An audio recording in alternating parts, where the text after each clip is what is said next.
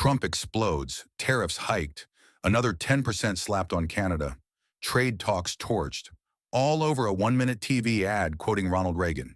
The world watched the political theater unfold. The outrage machine spun into high gear on cable news. Tweets flew from Air Force One. It was loud. It was chaotic. It was predictable. But while all cameras were pointed at that fiery spectacle, that shiny red object designed to grab your attention, the real story wasn't the noise. It was the silence. The calculated silence of Mark Carney, Canada's Prime Minister. Because while the tantrum raged, Carney wasn't scrambling to respond. He wasn't glued to Fox News. He was calmly boarding a flight, not to Washington, D.C. for damage control, but 10,000 miles away to Kuala Lumpur, Malaysia. Think about that timing. This wasn't a coincidence. This wasn't a panicked reaction. This was strategy. This was the public activation of a plan, years, perhaps decades in the making. Forget the trade spat. That's the sideshow. Today we analyze the main event, the great economic divorce. This is the story of Canada's sophisticated master plan to de-risk its future from American chaos and strategically pivot its entire economic destiny towards Asia. Deconstructing the catalyst. Chaos as leverage. Let's quickly deconstruct that catalyst, the tariff tantrum itself. Why would the President of the United States threaten to blow up a $3.6 billion a day trading relationship, his country's closest ally, over a provincial TV ad accurately quoting a beloved Republican president? Because as we explored in our previous analysis, this wasn't about trade policy. It wasn't even really about the ad itself initially. Remember, Trump initially said if he were Canada, he'd use the same ad too. Then the optics changed. He saw it air during the World Series in front of his base. It became about perceived weakness. It became about playing to the crowd. For some leaders, chaos isn't a bug in the system. It's a feature. It's leverage. It's a tool to keep allies off balance. A tool to keep the domestic base angry and energized. A tool to keep the cameras pointed firmly in one direction. The original video's analysis was spot on. This isn't about tariffs anymore. It's about chaos as leverage. But here's the critical point for today's analysis. For businesses, for farmers, for manufacturers, for anyone trying to build something real in the global economy, chaos is poison. Instability is kryptonite. You cannot build multi-billion-dollar just-in-time supply chains based on the unpredictable whims of political theater. You cannot plant next year's crops or invest in new factory equipment when the rules of trade can be rewritten by a single tweet at 2 a.m. The tariff tantrum, therefore, wasn't the cause of Canada's strategic shift. It was the final catalyst. It was the flashing red light, the blaring siren, the definitive proof that the decades-old reliance on a single, increasingly volatile partner was no longer a viable strategy. It proved that the old assumption that America, despite its flaws, was fundamentally a stable anchor, was dead. Canada realized it could no longer afford to be just the polite neighbor. It had to stop being the backup singer to America's band. It was time to take the lead vocals. The Great Divorce Thesis, the economic separation. And this brings us to the core thesis of our analysis today. The media narrative focused on the immediate drama, largely called Carney's trip to Asia a reaction, damage control, a way to show strength in the face of the tantrum. They were fundamentally wrong. This is not a reaction. This is a proactive, deliberate, long-term strategy. This is Canada initiating what can only be described as a great economic divorce from the United States. Think about it. Carney didn't scramble to organize a last-minute trip. The Kuala Lumpur summit was already on the calendar. The groundwork for deepening ties with Asia had been laid for years. The strategy wasn't invented in response to the tariff threat. It was simply accelerated by it. The tantrum provided the perfect political cover and justification for a move Canada was likely planning to make anyway, albeit perhaps more slowly. For over 70 years, Canada's default foreign and economic policy was essentially simple: align with Washington. What does Washington want? How can we maintain access to the massive U.S. market? The relationship was asymmetrical. Canada was economically tethered, politically often overshadowed. This divorce represents a fundamental shift. It's about Canada consciously, strategically diversifying away from that overwhelming 75% export dependence on a single partner. It's about rebalancing the national portfolio. It's about moving from a position of dependency to one of strategic autonomy. The new question isn't, what does Washington want? The new question is, what does Canada need, and who are the reliable global partners who can help us achieve it? This isn't about hostility, it's about prudence. It's about Canada stepping into the role identified in the original analysis, becoming the grown-up in the room on the North American continent. While American politics often seems consumed by short-term emotional cycles, Canada, under Carney, is playing the long game. They are playing geopolitical chess, or perhaps more accurately, Go, quietly placing strategic stones on the global board while the other player is busy flipping the table. The de-risking strategy, managing the breakup. So how does this divorce actually work? It starts with a core strategic objective. Publicly stated, Canada aims to double its non-US exports over the next decade or so.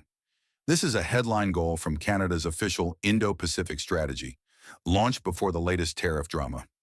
Let's be clear for our audience in finance and trade.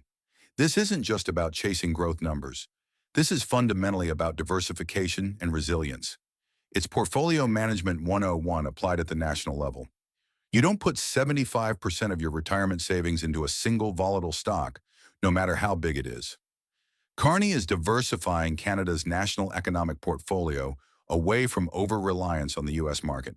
Why is this necessary? Because that reliance created profound vulnerabilities. Think about the key Canadian industries: automotive, agriculture, softwood lumber, aluminum and steel, energy. These sectors are deeply integrated with the U.S. economy through the USMCA, the successor to NAFTA. And time and again, they become political footballs.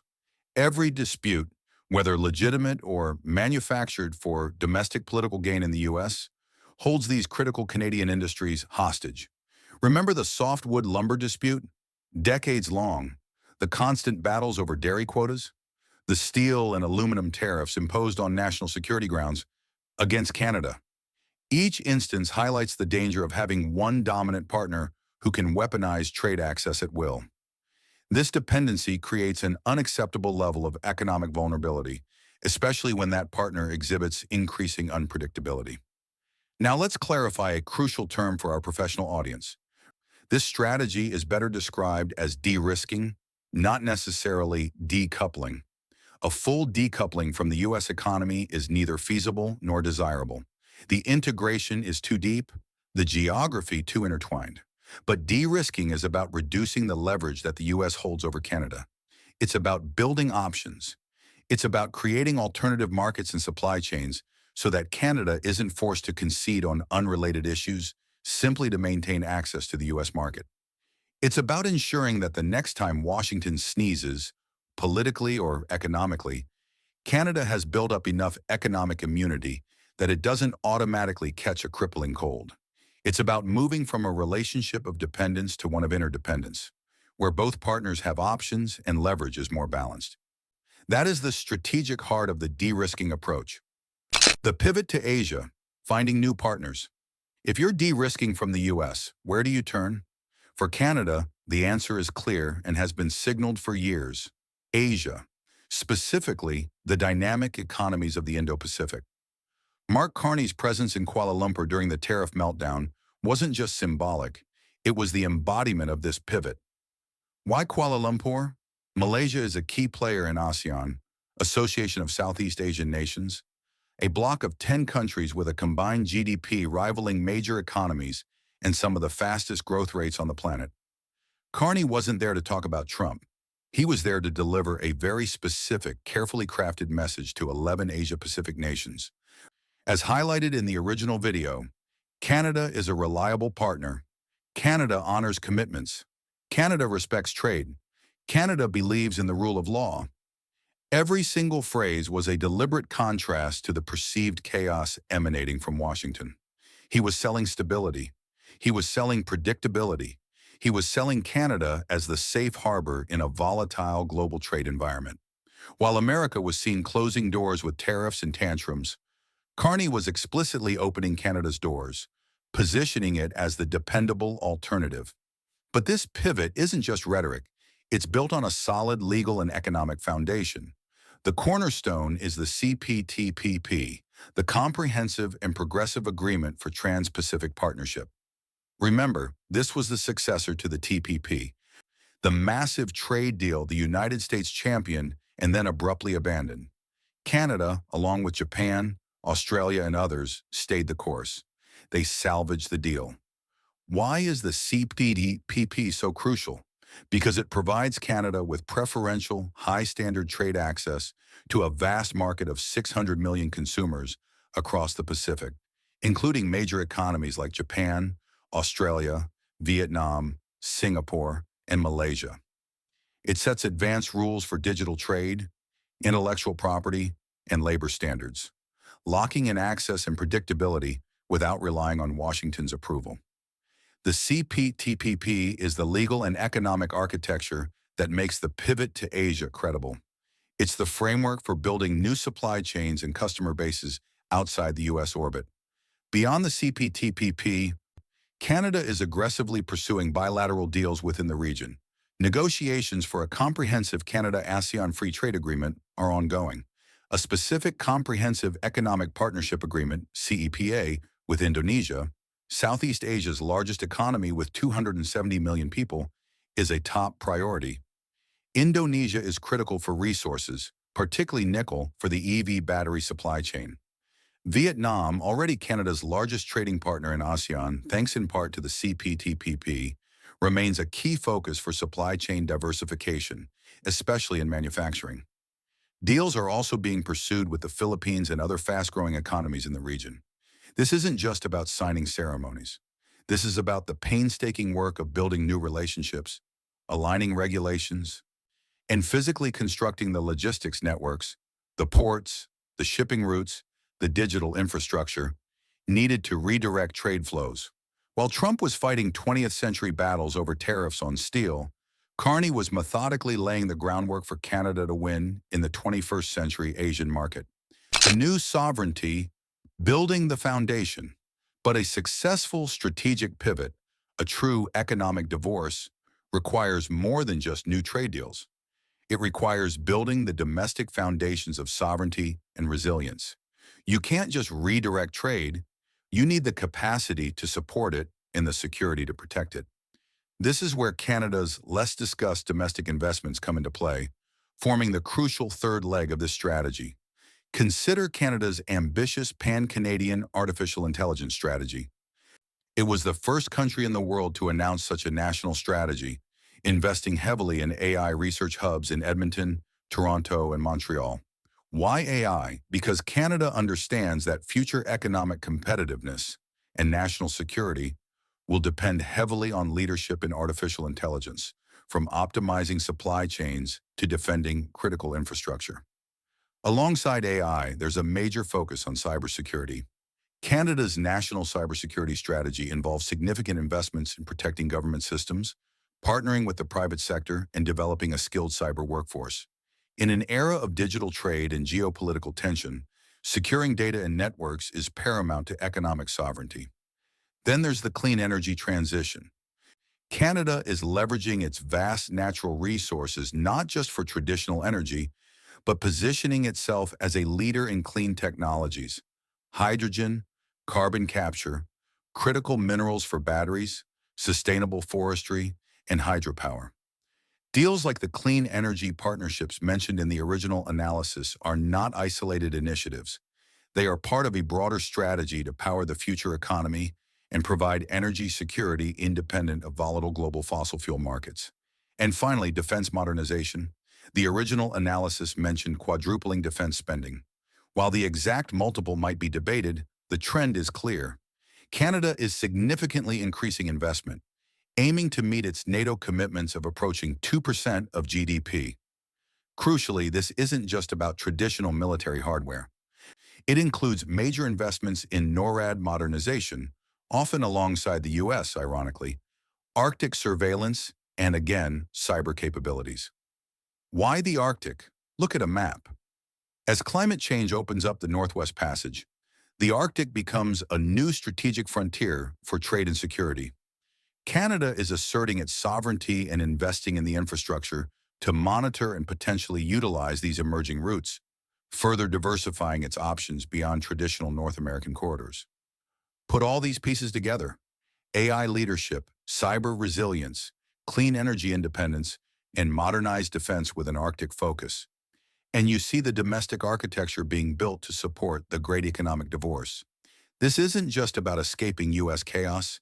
It's about building a uniquely Canadian model of 21st century sovereignty. This brings us back to the powerful insight from the original analysis. Canada is becoming the anchor of the West. In a world increasingly defined by geopolitical rivalry and economic volatility, stability itself has become a strategic asset. Reliability is the new currency. As global investors and businesses look for safe harbors, the boring democracy with functioning institutions starts to look incredibly attractive. Canada's brand is shifting from polite neighbor to stable global partner. So let's bring it all together.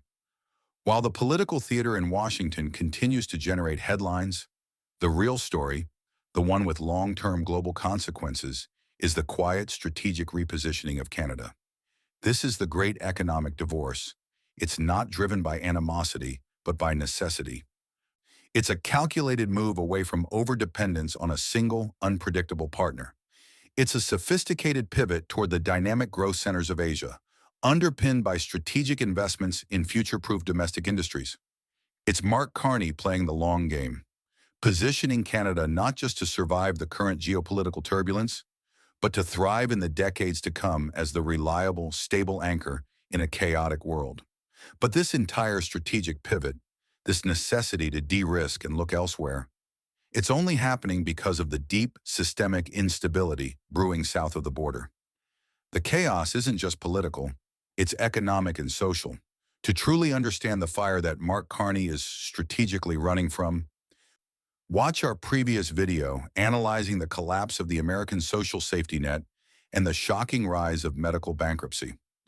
Understanding that internal U.S. reality is crucial context for grasping the magnitude of Canada's external shift. Now, I want to turn this over to you, especially the professionals in our audience. If you're involved in logistics, agriculture, manufacturing, finance, or policy, are you seeing this shift on the ground? Are you or your clients actively trying to de-risk your supply chains and business models from U.S. volatility? What does this pivot actually look like in your industry? What are the challenges and opportunities? Share your professional insights and strategies in the comments below. Let's discuss the real-world implications of this great economic divorce.